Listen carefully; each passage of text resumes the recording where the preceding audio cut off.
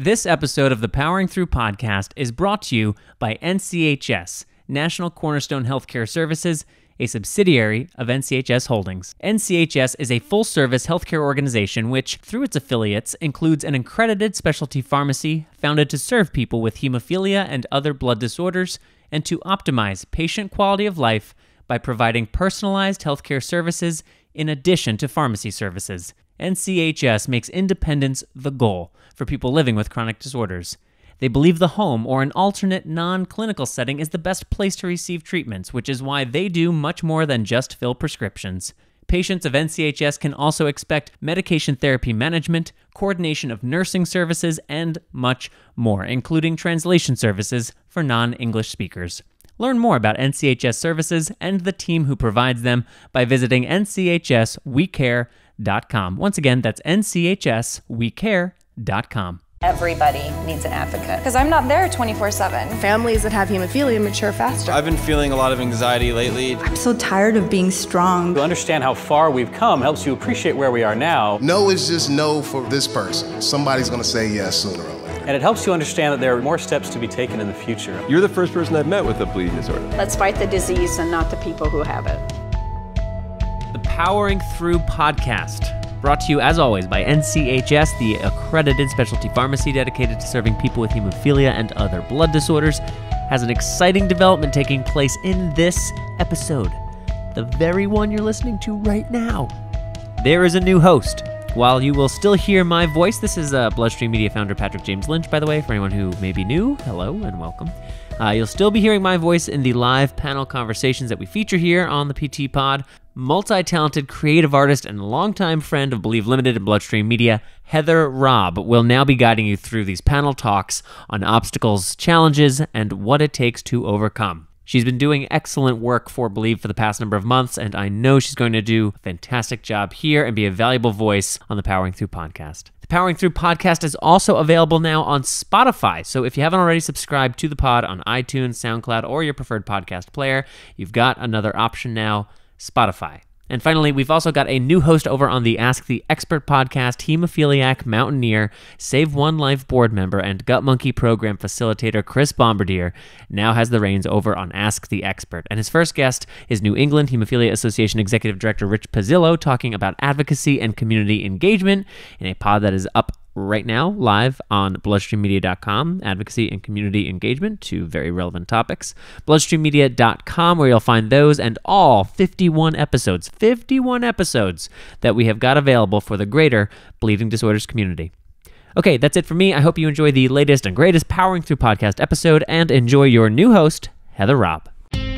Hello and welcome to the Powering Through podcast, featuring panel conversations on obstacles, challenges, and what it takes to overcome, held for the benefit of the bleeding disorders community. The Powering Through podcast is sponsored by NCHS, produced by BloodStream Media, and I am your host, Heather Robb. You can subscribe to the Powering Through podcast on iTunes, Spotify, or wherever you listen to podcasts to have the most recent episode delivered directly to you. And visit poweringthrough.org to see videos, photos, and other podcast episodes from all of our Powering Through events. In this episode, we give a listen to our Powering Through event held during the Bleeding Disorders Association of Northeastern New York's annual meeting at the Six Flags Great Escape Lodge in Queensbury, New York. Our participants were community members Jeff Bostwick, Chris Huskie, and Christina Mastrianni. And the host of the Powering Through panel is Patrick James Lynch. Just before I introduce our first speaker to join me up here, I want to briefly tell you a little bit about a trip that Rob in the back, Josh over here, and I went on recently with the World Federation of Hemophilia to Senegal in West Africa.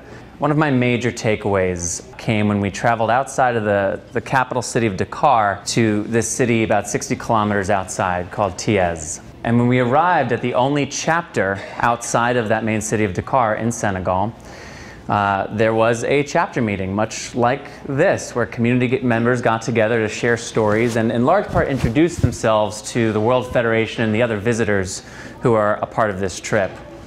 And their stories were very, very challenging. A lot of hardship, a lot of young death, again, coming back to that lack of access to factor. But something that became very clear was that aside from the access to factor, which is clearly the biggest challenge that the developing world faces in our community, the lack of education and communication seems to be the second most challenge, at least in Senegal.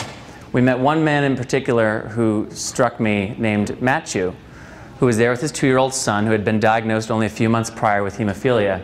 And Matthew shared his story of how since his son was diagnosed, he as a pig farmer had to sell 80% of his pigs in order to pay for the care that he was able to get his son. As he put it very eloquently, when you get diagnosed with hemophilia, your wallet gets diagnosed with hemophilia as well. And Matthew had said, in Senegal, we don't talk about our problems, we don't talk about our challenges. It's accepted that everyone has them, and you don't burden others by sharing yours. And he pointed out in that very room was his cousin with her 2 boys who had hemophilia. They have a family history of hemophilia, but even within his family, they didn't share that knowledge. They didn't communicate about that because it would be seen as burdensome. Had they communicated about that, perhaps they would have diagnosed his young son sooner, and perhaps he would have survived at least a little longer. And that message was very clear. We start our conversation with Jeff, who's 27 years old and has been on the board of the local Bleeding Disorders Association for 3 years. Jeff has been very active within the community since a young age, and he talks about his commitment to helping empower the next generation. So let's take a listen to our Northeastern New York's Powering Through, starting with Jeff Bostwick. How long have you been a board member here? Been here with the BDA for about 3 years now. And you are here because you were in grad school, correct? Yes, yeah. I originally was born and raised in Minnesota, did my early schooling in Minnesota and Iowa, and then I came out here for grad school. And you were very active in Minnesota as well, is that right? Yeah, Minnesota, there's one chapter for the entire state of Minnesota. I was a very active community member there. I went to summer camps year after year. I was actually a counselor for the summer camp one year. I see there's a lot of, many have left, but there's a lot of kids here, so I'm assuming there's a lot of families who are relatively new to the community within the last 5 or 6 years who are maybe thinking about camp. Do you have any camp stories that kind of summarize what the camp experience was like for you from the camper perspective? I have a lot of stories. The thing I remember most about camp was the camp that I went to in Minnesota had these camp-wide activities, and one of them was a site-wide capture the flag game where they took the entire sprawling camp and campus, split it right down the middle, took all of the counselors and all the staff and all the kids. It was so liberating because this is an entire camp devoted to children with hemophilia and bleeding disorders. It's an entire camp of kids who have been constantly told no. And here they are telling us yes. And I don't think it's because the game was very fun. I mean, everyone loves running around, but the part that was most impressive was just that we got to have that freedom to just go play. Yeah. We got to, for a couple weeks every summer, go be kids instead of being hemophiliacs. And that was a huge weight off of a young pair of shoulders. And growing up as well, you had, if my memory serves me, family history of hemophilia, so is that correct? My mother was a carrier, but she was the first person in the family who had any connection to hemophilia, so it wasn't even known that there was any hemophilia in the family until I was born and I started showing symptoms. How early were you diagnosed? Very young, 18, 24 months, somewhere in there. And she tells the story that even then, even about 25 years ago now, the doctor came in and told her this, and he told her it like a death sentence. He told it to her like it was this dramatic pronouncement. That's terrifying. Yeah, I remember her telling me that the doctors had given me a life expectancy of around 30. And she said, your child isn't likely to live terribly long, he's likely to have a lot of pain in his life. And this is like 1990, if I'm doing the math right? You're about 2 years old? Yeah, so right before the first recombinant and the first factory-developed factors started hitting the market. It was right around this time where there was just this feeling in the community that it was still just a crippling, debilitating illness. And to grow up and go to a camp like that, to be able to look around and see people who are managing their disease and to get to just enjoy life and not have to worry about that, not have to feel like that's a problem or that's how my life is gonna go. It's just incredibly freeing. I had an inhibitor until I was 13. My quality of life before 13 was very shaky. I've lost my brother, so I feel like the work that I do is compelled because I went through a lot, and I feel as though I understand that, and I want to try to help that for others. But you had a very interesting perspective on why you feel inclined to serve and get involved. Would you mind sharing what your inspiration is? Well, it's almost the opposite. I've I got so lucky. I got into this incredible community that was able to support my family, able to give us the information that we needed, to give us the assistance we needed, to give us the opportunities like that. And so when I came out here, I thought that this would be an excellent opportunity to give that back. That I had benefited so much from the community, that why not help the next generation benefit from the community just as much? Why not help other people have access to that kind of opportunity that I was able to have, and that helped me so much with what could have been such a traumatic disorder, but instead has just become a natural sort of part of my identity. That because I didn't have problems, I wanted to make sure other people didn't have those problems either. Right. And whatever I could do to help volunteer, I wanted to do that. From Minnesota to being here, I'm just curious to know from your perspective, what have you seen as some of the similarities and differences between the community in Minnesota and the community here in New York? You know, I've gone to some of the national meetings, I've met people from around the world with hemophilia, and I find that the hemophilia community is incredibly consistent from place to place. That we all struggle with a lot of the same issues, we struggle with a lot of the same problems and challenges and obstacles, and that the people who work at what's now my level, I guess, on the boards and volunteering for the communities, that we all share information. We find what works in one state and we share it with people who are having that issue in another state. Honestly, the biggest surprise to me coming out here, and the thing that I've had to adapt to most, is the incredible von Willebrand's population here. In Minnesota, I knew that von Willebrand's existed, and I read a book once where somebody was having a nosebleed, and that's all I knew about von Willebrand's. And to come out There's here, more to it than that? It turns out, yeah, there seems to be more to it than that. The other half of this is that now that I am on this side of the community, now that I'm working for the community instead of being a sort of community member, getting to see what goes on behind the scenes. Like Laura mentioned, that next week we have a planning meeting to talk about the kinds of legislative challenges that we're having, the types of access challenges we're having, and the way that we as a community can try to address that and try to get our message out to the people who are supposed to be representing us, to the legislators and the lawmakers. It's really interesting to see the planning side of it and to see the power that the individual families have. I was one of those families in Minnesota, and now I can see why those families are so important. That legislation and legislators talk to people who know policy and people who talk about policy all the time. But the power of a single family with a single child with a bleeding disorder who comes in with their vial of factor and says, "This costs me thousands of dollars every week." It's just an incredible statement, and it's such a different narrative and a different power that we can't have just as policy people, that you need families and you need communities to be involved in that. So I think you've kind of said it, the most important thing from an advocacy perspective that someone can do, or I shouldn't say the most important, but one of the most important, is to participate in things like Albany Days on the regional level or on the state level, and Washington Days on the federal level, to speak directly to legislators about what our experiences and what our needs are. What is something that someone could do who maybe can't participate during Albany Days or Washington Days? The most important part of what we do with advocacy is address issues in the community. If we don't hear about those issues, if those don't get raised with us, we can't best work to be advocates. So the most important thing that people in our community can do is keep us informed. They can keep in touch with us, they can let us know when they're having issues with anything related to hemophilia. If there's an issue with the type of insurance that you've got, if there's an issue with access to care, if you're having trouble with anything, letting us know that, not just for advocacy, but for our board and our chapter as a whole. Being useful is what we're here for. Being able to help you and assist you and get any care or any assistance that is needed out there. That's our job, because any issue that one person is having, at least another dozen families are having. And that one family that's brave enough to stand up and let us know is the family that's going to affect the change in the community.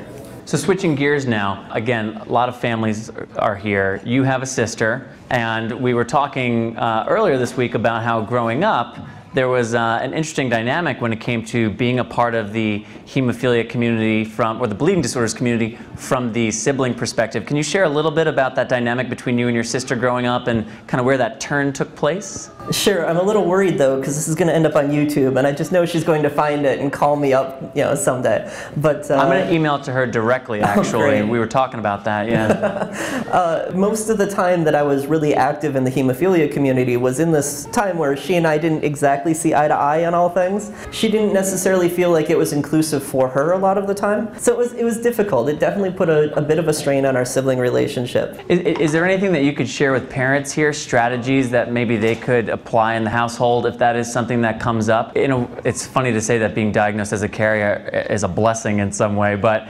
in terms of what we've discussed, that dynamic, actually having a diagnosis that made her more directly a part of the community is something that you said helped.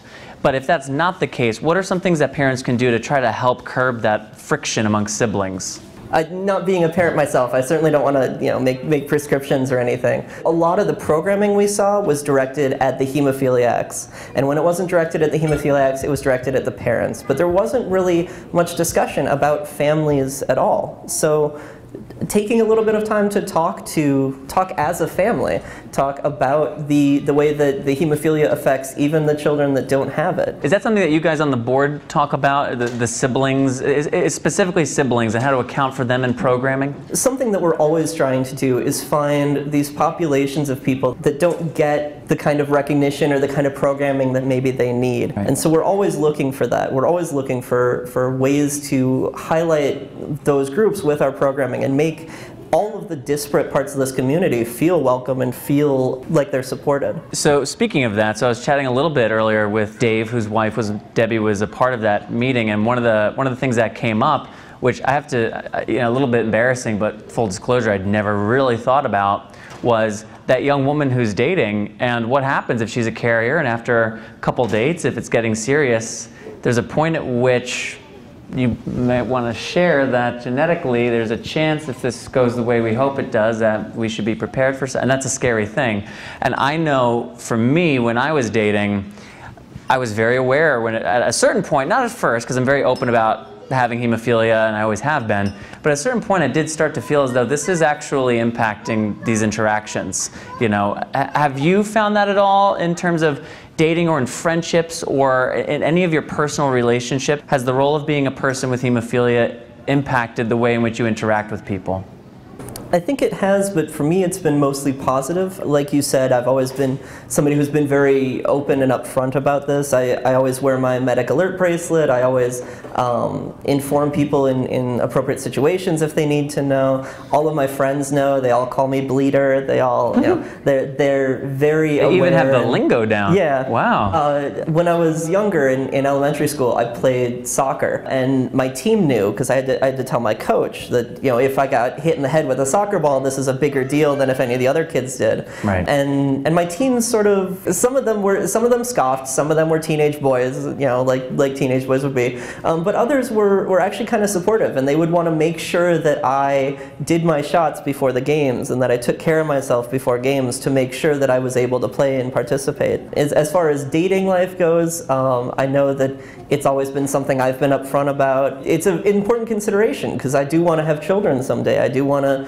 raise a family, and that's something that I'm going to clearly have to be very upfront about and have to acknowledge. But I'm always kind of shocked that just the change in my lifetime means that the idea of going into things and having a kid with hemophilia or having somebody who'd be a carrier, that's not a scary proposition to me anymore. Not like it was when I was born. Right. And so it's a thing that's worth considering. It's something that I'm definitely very upfront about, but it's not this shame, or it's not this hidden information, and it's not a fear that it could have been before. Now it seems like the worry is much more about how to manage it and how best to control it and deal with it, rather than how to even live with it.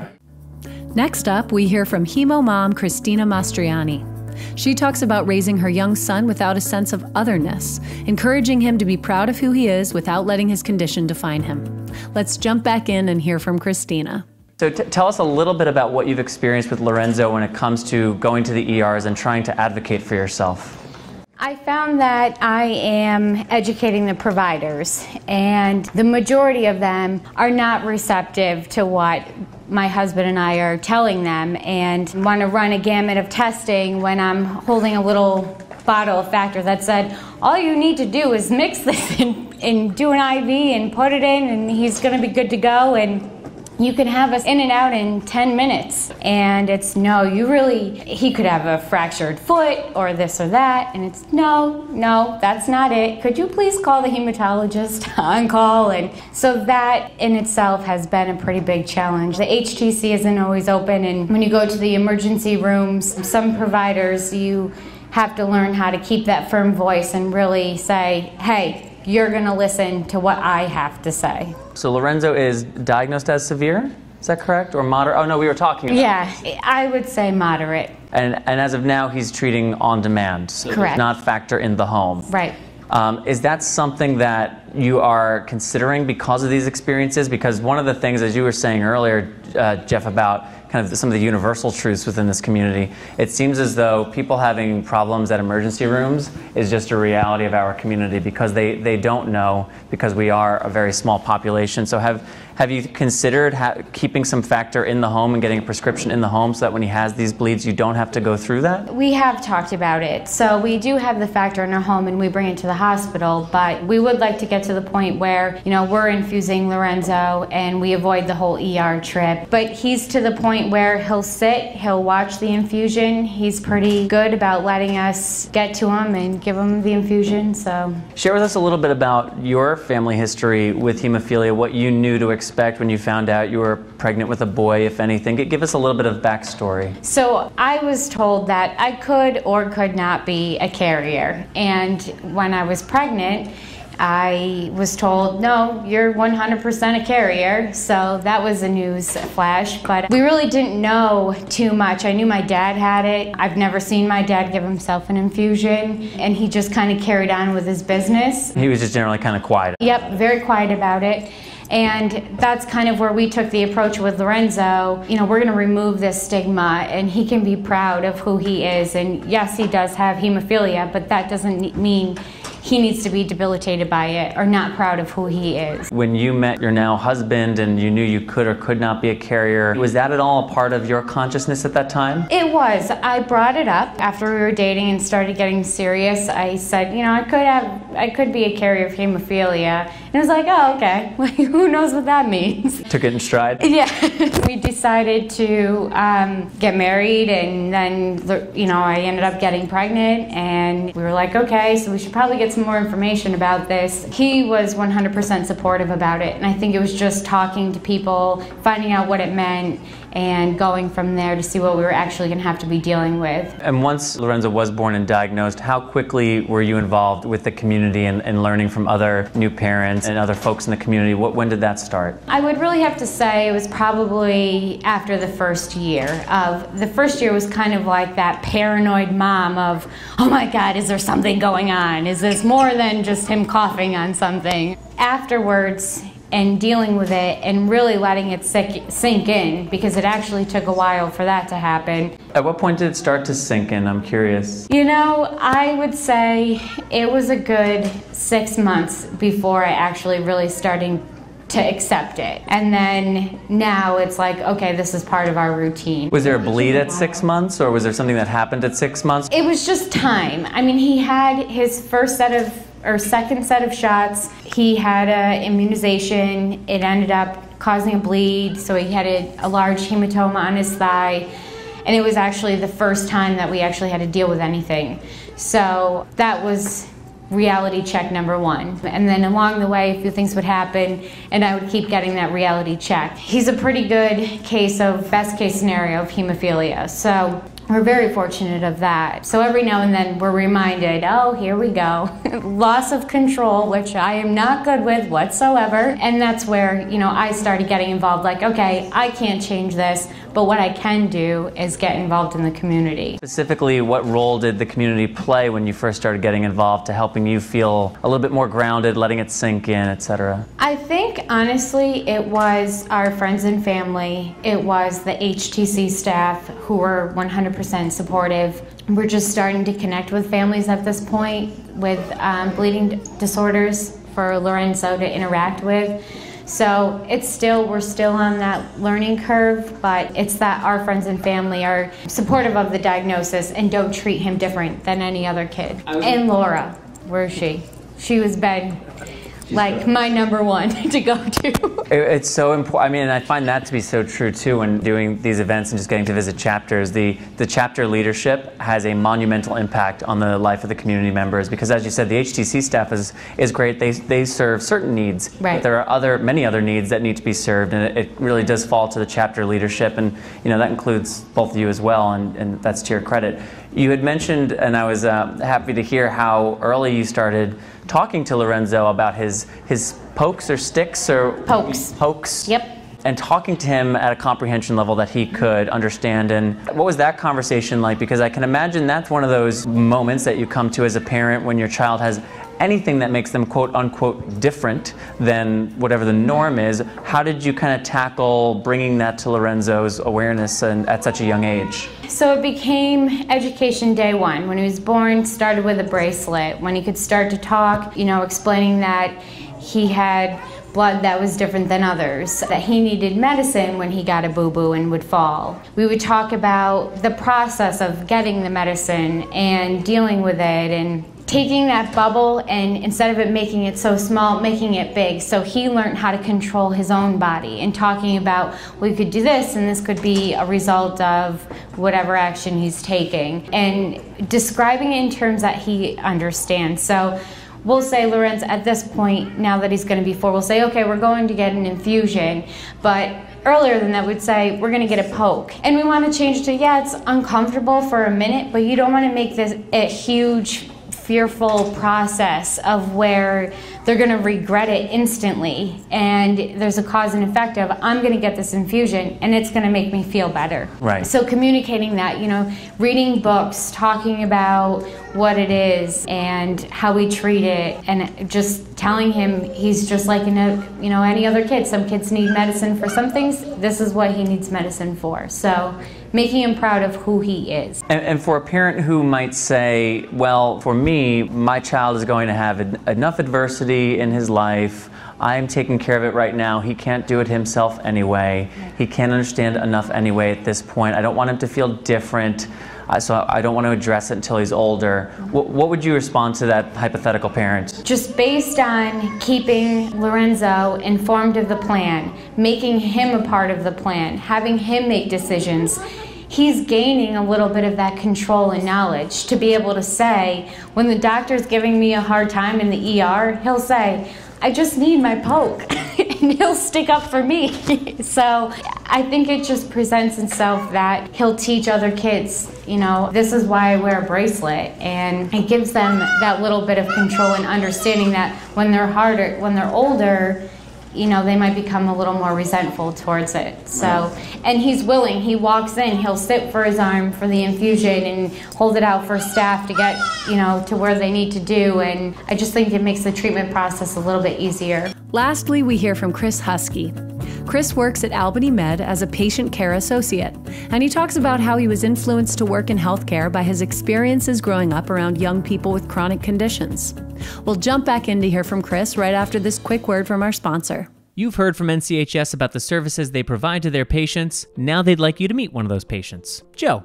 When Joe first moved to St. Louis, it was a bit of a shock. It's a big city. He was looking for a job. He didn't have much time to try to figure out his new insurance policy or figure out how he'd continue to receive his factor. Joe made a call to an NCHS rep he met at a conference, Kara, and Kara helped Joe get his coverage and his care in order. She ordered Joe's factor and made sure it got to him on the same day every month. She'd call to make sure everything arrived in order and check in on him periodically to make sure that he was keeping up with his care. Kara works for NCHS, the specialty pharmacy and healthcare organization, and this is what she does. She takes some of the hassle out of everyday life with a bleeding disorder. So Joe was able to focus on self-care without having to spend hours on the phone with doctors, pharmacies, or insurers. His factor and supplies showed up on time every month, in the right quantities, and if there was ever a problem, he could call Kara.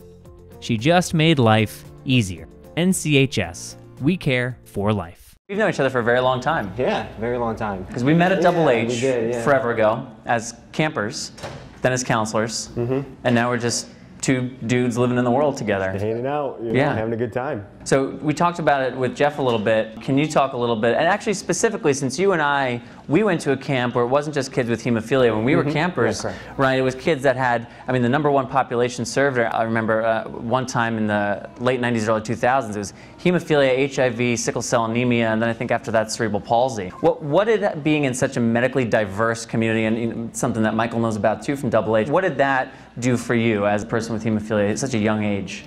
Well, I came in, thinking I have this disease, this ailment, and it's kind of a tough thing to go through as a child, I think. And you guys were talking about Lorenzo a second ago, and I kind of had flashbacks, my childhood. My parents treated it the same way. It's very empowering. That's a wonderful thing that you're doing. Just starting the dialogue so young. Yeah, absolutely. Going into Double H, I got to see a vast array of illnesses and problems, and some of them are quite severe. But some of these kids who have these drawn problems, these drawn illnesses, are the happiest, go-luckiest people you've ever seen in your entire life. It gave me this thought that, hey, things aren't as bad as I think they are. There's no need to be upset. There's no need to be sad. Just live life and enjoy it.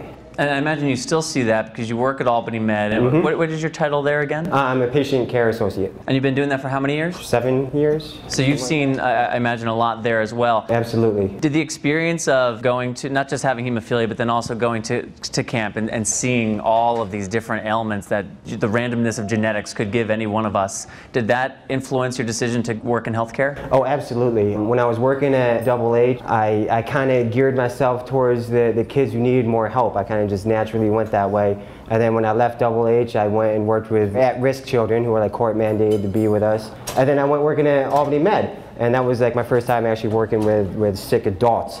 And I got to see like a full spectrum, I think. And my time, the thing is, I was very open about my illness when I was younger. At Double H, I became very open because everyone is there. And when I worked at LaSalle School, I was very open about it too. But when I hit Albany Med, I decided to not talk about it so much, to kind of withdraw myself a little bit. And then it turned into a thing where it was just kind of in the background. It was there, but I'd forget about it, and I'd allow myself to forget about it. Then kind of denial took in a little bit, I think. And without even realizing it, I became very withdrawn about my problems. And because of that, I haven't really kept up on my infusions. I'm supposed to infuse 3 times a week. I'm really doing it maybe once a week at best. And you've noticed the difference in terms of your health with that change? Absolutely. I mean, not a vast difference, but I find myself limping here and there. I might wake up one morning and be like, I feel a little sore. When was the last time I infused? Oh, like 10 days ago. Maybe I should do that, I so appreciate how honest you are. I'm sure there are people, I mean, you got Papa sitting right Papa here, I'm right sure there. going like, Mom's not here, is she? No, she's in the next room. She's going to hear about this. So, look, yeah, you got poor Lorenzo's mom thinking that's going to be him one day. Give us a minute, okay? So, but let's go back. Why do you think it was that when you got to Albany and became a professional, what caused it to kind of fade into the background? That's a very good question, because you would think, especially in the healthcare, I would be more open about it. I was been open about it, very open about it even before that. But I don't know, I found that I kind of got tired of talking about it. I was really open about it, I was talking about it. I answered the same questions over and over and over again. I educated the same people about the same things. I got a little tired of it. So I decided to take a step back. And that's totally fair. Yes, that's totally legitimate. It is. But in doing so, I, without even realizing it, allowed myself to forget about it. Allowed myself to think, hey, this isn't even a problem anymore. This isn't even there anymore. If I don't think about it, it's not there. If it's not there, then I don't have to deal with it. Right. But as you had mentioned, even all the waking up and all those little bleeds, or as my former hematologist used to call them, those micro bleeds, right? Yep. They're causing irreversible damage. Long term, yeah. You're extremely intelligent. You know all this. What do you think is preventing you from saying, all right, I'm going to stick to my 3 times a week. I'm going to log to make sure I do it. I want to enhance my quality of life. What do you think, if you had to put a pin on it, is that hold? That's a tough question because, like I said, it was a long, gradual thing, and I think that's the issue. Because now, say I want to come out and be more open about it, but now I've known people for like 6-7 years, and some of them don't know about it. You know, you don't necessarily have to talk to them about it. Like True. you can be infusing in your bedroom and not change your social interactions, right? But like I said, it's something that you allow yourself to forget about it. I feel that if you talk about it, if you're more open about it, then you allow yourself to actually remember about it and accountability. Exactly, make yourself accountable and have others will come in and make you accountable as well. If you don't tell them about these problems, they're not going to come to you and make you accountable about it. All right, so I'll make you a deal. Okay. Starting tomorrow, I'll be your hemophilia accountability buddy. Accountability buddy? And we're going to give each other our regimens. Because I travel all the time, and sometimes I'm like, I'll do it in the morning, and it's fine, but you know what? I shouldn't. Let's you and I be text buddies, and let's hold each other accountable. We'll try it till the end of the year, and if it seems to be going well, maybe we'll carry it into the next year. Sounds like a plan. Is that deal? Yeah, deal. All right, deal. There we go. We're accountability buddies now. So going forward in your work, what do you see as your long-term? We were talking a little bit about kind of what you're thinking. You know, we're basically the same age, and at that point where you start wondering, am I going to continue down this path, or do I want to try something else, or at what point am I too old to try a new field? Where are you thinking about in terms of the next steps for you professionally? Well, professionally, I'm not really sure. I've been kind of at a crossroads. I tried to be a nurse. I couldn't quite pass school, so now I'm just kind of doing what I'm doing, and I enjoy what I'm doing. I like helping people. But there's more than one way to do that, obviously. But I like doing what I'm doing, and I do enjoy it. But I feel like I do need to move up and do more, and I'm not really sure exactly what to do at this point. Well, you had mentioned you recently just same position, but you're now working with a different population, right? Yeah, I recently put in for a transfer, and I'm transferring to a different unit. Same thing, only a little bit different. Oh, you haven't transferred yet? No, I'm next month. And you're going from what to what? I currently work at infectious disease, mental health, and I'm going to go to a renal unit, so dialysis, things like that. And see how you feel in that area. Yeah. In terms of your personal life, how do you feel as though at this stage, has hemophilia taken such a back seat that it's not really, I mean, I guess you could say it is impacting it, but in a kind of covert way? Yeah, absolutely. Like a lot of my friends do know about my hemophilia. And if I do go out on dates with someone, I tell them pretty much right away it is something, it's part of me, and it is who I am. Well, not who I am, but it's part of who I am. Socially, I don't think it's really affected me that much with my friends and family and all that. It's more emotionally. I mean, you asked me just yesterday, we were talking on the phone. Yeah. And you asked me, was there a certain moment or a case at work where I kind of can relate to? And I didn't really quite have an answer to you. I was actually at work last night, and I was thinking about it, and I was kind of pondering it. And I didn't quite have an answer because it's not just one case. You kind of got to take a step back and look at the broad spectrum, I think. Everyone has problems. Everyone has, to a degree, is different, you know, but every single person on this planet has issues, has problems. Yeah, people with hemophilia might have a little bit more, and different diseases, different illnesses, but they're there. I think it's the way that you perceive those problems, the way that you see those problems, and you reflect upon yourself, kind of creates who you are. Because I see lots of people with terrible prognoses who don't have very much longer to live, and they're the kindest, sweetest, happiest people. And these people, it surprisingly lasts a lot longer than doctors give them. And then you have the other spectrum, the people who are very angry and hateful and spiteful, or they're very withdrawn, like I said I was becoming. And those people tend to degrade a lot faster. And you look at that and you think about that, and that's kind of where it hit me. And I was like, I'm kind of going down this road a little bit, and that's not a good way to go. It's not a good place to be.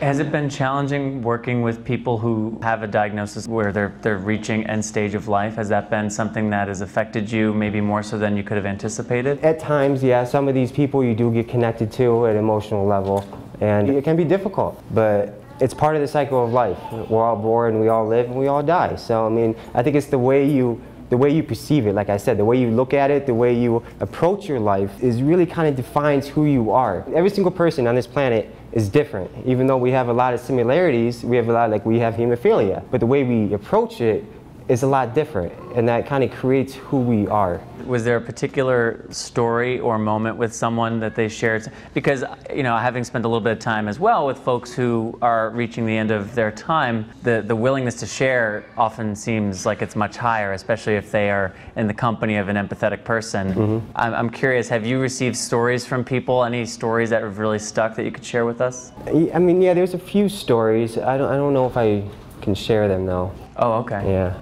Secret stories. Yeah. All right, fair enough. I'll respect that. But you know, like I said, I feel like it's not any specific story. It's just like looking at the grand scheme of things, kind of finding your place in the world and embracing that and empowering yourself to just believe in what you can do. I mean, the power of the mind is a very, very powerful thing. And if you think that you can't do something, there's no way you're going to be able to do it. Right. And if you think that you can't be a certain way, there's no way you can be that way. It's not going to happen if you have that mindset. If you take that and turn it around and you feel that, you know, I have this illness, I'm a severe hemophiliac, and that does limit me to an extent. But if I know my limits and I understand my limits and then I embrace them and I move forward with myself, amazing things can happen. So I just have one question left, the same question for each of you. So actually, let's pass the mic down to Jeff. We'll start with him. I'm just curious to know, between this annual meeting now and annual meeting next year, is there one goal that you have with regard to the community, or one thing that you'd like to see change, one thing you'd like to accomplish? Give me a focus from your perspective of something you'd like to see us make progress on between now and next year's annual meeting. With regards to the community in particular? Or yourself as a person with hemophilia. Well, listening to this conversation, I'm realizing I need to step up my infusion game as well. Oh, a lot of honesty coming up here. All right, I like it. You want to get in on this little accountability thing you got going on? Yeah, I was just thinking that, you know, I'm listening to you talk about how, you know, oh, I woke up sore. Why am I sore? Oh, it's because I haven't had an infusion in a week and a half. Yeah, that sounds very familiar. So thinking that I need to step that up as well. So that's, I guess, more of a personal goal. For the community goal, I'm really, really looking forward to this meeting that we have next week with the advocacy groups throughout the state of New York. I'm looking forward to putting together something that we can work on and bring to Albany and continue to do some of the incredible legislative changes that we've been doing. We've got a great history of this community of doing that, and I'm looking forward to adding to that this year. Fantastic, fantastic. But for you, Christina? I would say our family goal would be to start infusing Lorenzo at home. We're getting to that point where we're more comfortable and we're ready to accept another challenge. It's a great goal. Community, I'm focused on our walk, May 21st, 2016. That's where I'm at. Mark your calendars. Yep. Excellent. Thank you very much. And what about for you, Chris? What's one goal for yourself and then for the community? Let's do one and one. Well, I think we just talked about my goal for myself. Sounds like we did. Yeah, I think we did. You started a little group. I mean, for the community, I haven't really been that involved in the, even though my father is the president and, you know, my whole family's been involved for forever, since I was, you know, in the womb. And I feel like that, you know, I'm here and there, I'm sporadic every now and then. You know, some people see me and know me, other people kind of like, oh, I know your name, I never really met you before. So I want to become more active in the community, maybe put my stamp somewhere. Real quick, round of applause for this really great conversation. Thank you again to Jeff, Christina, and Chris for participating in Powering Through. And thanks as well to the board and leadership at the Bleeding Disorders Association of Northeastern New York for hosting our panel. I'll be right back with smart people saying smart things after this final word from our sponsor. NCHS believes in being a proactive partner in their patients' care, which means providing services like arranging convenient and discreet delivery, encouraging adherence to therapies, and monitoring your therapy outcomes. They also provide reimbursement services to help with navigating insurance requirements, which can be overwhelming for families affected by bleeding disorders or chronic disease. And with a pharmacist available 24/7, NCHS can offer comfort to patients that someone will always be there when needed.